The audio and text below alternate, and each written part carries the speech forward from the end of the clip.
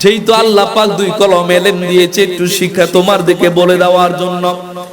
ঈমান করে বলা হয়, নেতার পিছনে ঘুরলে মনে করবা না এটাই প্রকৃতি। ঈমানদার বিষয়টা এমন না রে। আমার নবী বলেছেন, যার ভিতরে রাসূলুল্লাহর মুহাব্বত আছে, ভালোবাসা আছে, তার মধ্যে ঈমান রয়েছে। জোরে বলুন না সুবহানাল্লাহ। আপনার ভাইরা, নামাজ পড়ে বেঈমান আসেনি? কথা বলে, নামাজ পড়ে বেঈমান আসেনি?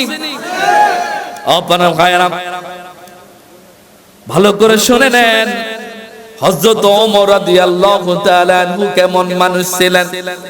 আল্লাহর হাবিব বলেন, লিকুল্লি নাবিয়্যিন মুহাদ্দাসুন ওয়া মুহাদ্দাসুন উম্মতি ইলা ওমর ইবনে খাত্তাব রাদিয়াল্লাহু তাআলা আনহু। প্রত্যেক নবীর একজন মুহাদ্দাস রয়েছে, আমার মুহাদ্দাস হচ্ছে হযরত ওমর। মুহাদ্দাস কাকে বলে? মুহাদ্দাস ওই ব্যক্তিকে বলে যার সিদ্ধান্ত অনুযায়ী আকাশ থেকে ওহী নাজিল হয়। ওহী নাজিল হয় হযরত ওমরের সিদ্ধান্ত অনুযায়ী। পবিত্র কোরআনে একটা নয়, দুইটা নয়, 22 খানা আয়াত আমার আল্লাহ পাক নাজিল করেছে। জোরে বলুন সুবহানাল্লাহ। হযরত ওমর আমার আপনার মতো মানুষ, সাধারণ মানুষ। কথা বলেন, সাধারণ মানুষ। আমরা আল্লাহর দরবারে দোয়া করলে আল্লাহ পাক অনেক সময় দোয়া কবুল করে, অনেক সময় দোয়া কবুল করে। হযরত ওমরের কথা অনুযায়ী, সিদ্ধান্ত অনুযায়ী আল্লাহ পাক রে, হযরত ওমর বলে, আল্লাহ যদি আয়াতটা তুমি এখন নাজিল করতা, আমার আল্লাহ আর দেরি করে নাই, 24টা আয়াত হযরত ওমরের কথা অনুযায়ী নাজিল করেছে। জোরে বলুন। সে ওমরে তো হত্যা করছে কারা জানেন? আমার আপনার মতো নামদারি, দাড়িওয়ালা, টুপিওয়ালা, পাঞ্জাবিওয়ালা, ঠিক কি না? ইহুদিরা হত্যা করে নাই, হিন্দু হত্যা করে নাই, বৌদ্ধ হত্যা করে নাই। পারে ভাইয়েরা, হযরত ওসমানকে যারা হত্যা করেছেন, আমার আপনার মতো দাড়িওয়ালা, টুপিওয়ালা, পাঞ্জাবিওয়ালা। আপনার ভাইয়েরা দেখেন না, কিছুদিন আগে নুরা পাগলার কবর থেকে লাশটা পুড়িয়ে ফেলেছে নামদারি মুসলমানেরা, ঠিক কি না? শুধু দাঁড়িয়ে আর টুপি দেখবেন, নুরা পাগলার লাশ যখন পোড়ানো হয় তখনও তারা স্লোগান দিছিল, নারে তাকবীর, আল্লাহু আকবার। রিসালাতের স্লোগান দেয়। কি মনে করো?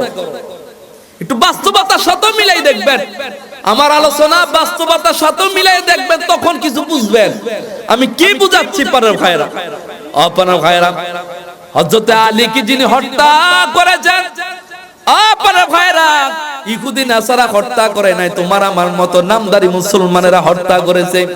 হযরত হাসানের মুখে যারা বিষ দিয়েছিল, তারা ইহুদি নাসারা, খ্রিস্টান ছিল না, হিন্দু ছিল না, তোমার আমার মতো নামদারি মুসলমানরা দিয়েছে, ঠিক কি না?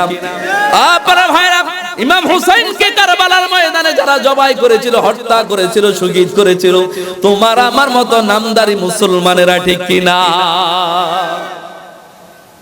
ইয়াজিদের বংশধর বললেই খাইপা যায়। ভাইরা, অথচ দেখো নামাজে তারা কত গুরুত্ব দিত। ইমাম হুসাইনের যখন গলাটা, মাথা মুবারক যখন তারা কর্তন করে কাটে, তখন নামাজের সময় হয়ে গেছিল।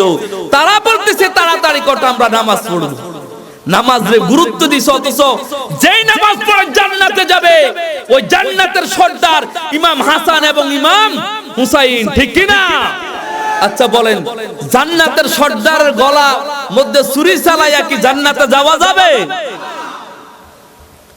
আপনার ভাইরা, আমি আপনি মনে করি শুধু দাঁড়িয়ে আর টুপি দেখলে এখন তারা ইমানদার সাজলো, দেখেন না?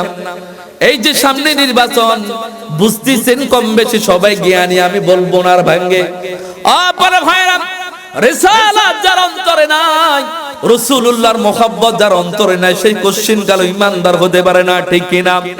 আপনার ভাইরা, আপনারা মনে করেন দাঁড়িয়ে আর টুপি থাকলে, পাঞ্জাবি থাকলে রে এটাই মনোপ্রকৃতি ইমানদার। আপনার ভাইরা, বিষয়টা এমন না।